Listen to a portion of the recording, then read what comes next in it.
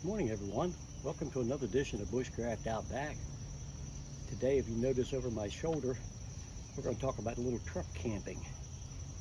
I'm sure a lot of you are going to ask why truck camping's got to do anything about bushcraft. I get that a lot. But I'm going to tell you why this came about and how it came about. And we're going to talk about that a little bit today and the necessities that we have to have in bushcraft camping. For me, bushcraft camping has always been about being comfortable and not just surviving the wilderness, but thriving in it. And I think there could be a mixture between the two, where you enjoy the experience of bushcrafting, but still enjoy camping as well.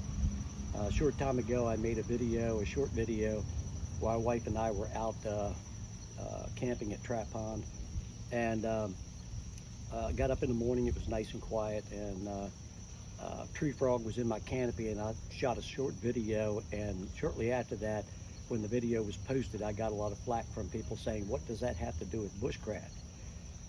I mix bushcraft and camping all the time, and I think there's a balance between the two.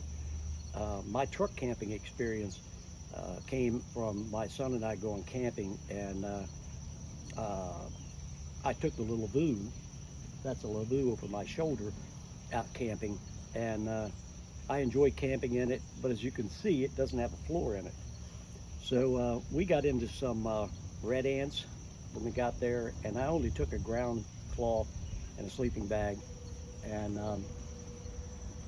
it kind of posed a problem because that was my only shelter and my only means of sleeping that night.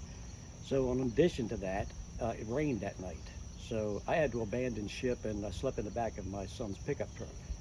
It was the best night's sleep that I had gotten in a long time. So most recently, I bought a brand new truck, and I was trying to find a way of repurposing my old truck, which you see behind me, and making it useful. So I thought, well, why not turn it into truck camping? And so I didn't spend a lot of money. I built a small bed, as you can see on one side, and it's about 9 inches off the ground. It just freestands in there. And you also can see that I use my rigid system that I've been using. This particular box happens to be my kitchen cookware. So I can pull it out here on the tailgate, and I can use it for, got my table, my cookware, my pots, my pans, my coffee pots, that kind of stuff in it.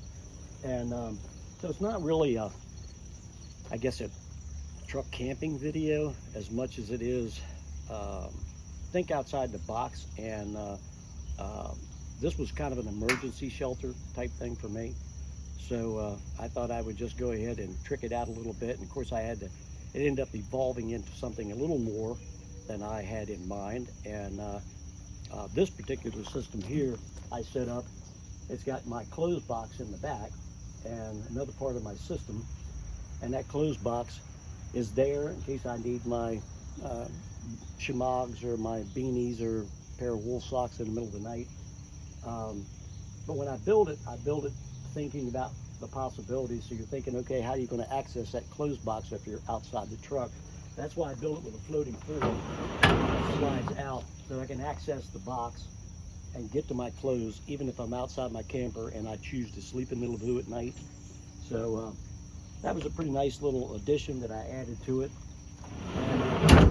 And so also installed a 2,000 watt inverter in there. So when I do want to use just truck camping, I can stick my battery in the back and hook that up, and I can have a fan, I can have a little buddy heater. I enjoy bushcraft camping and do a lot of it, but I also mix the two together. So when I'm out there, I might be camping in something like this, or I might be camping with my wife, or I might just be out on an excursion, and which I thoroughly enjoy, going out on solo camps. But if you find yourself in a situation where you are like I did, where you're camping and the elements kind of run you out, think about an emergency shelter or a backup system so that you can make your camp as enjoyable as possible. So if you have an old truck like this one and you've got access to a cheap camper cat and you've got some few supplies, it's not really about how you set this up. I've seen lots of extensive videos on setting truck camping up, and some of them are pretty elaborate and pretty comfortable. Mine was just an emergency shelter for if I get into one of those situations. I will probably tarp this thing up with a tarp over top of it as well and have an awning out the back.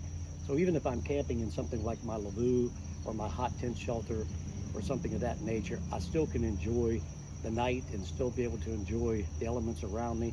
I mean, it's not about going out there and just surviving the night. It's about enjoying the experience. So don't be afraid to mix bushcraft up. I think there's a combination between the two that fits pretty nice.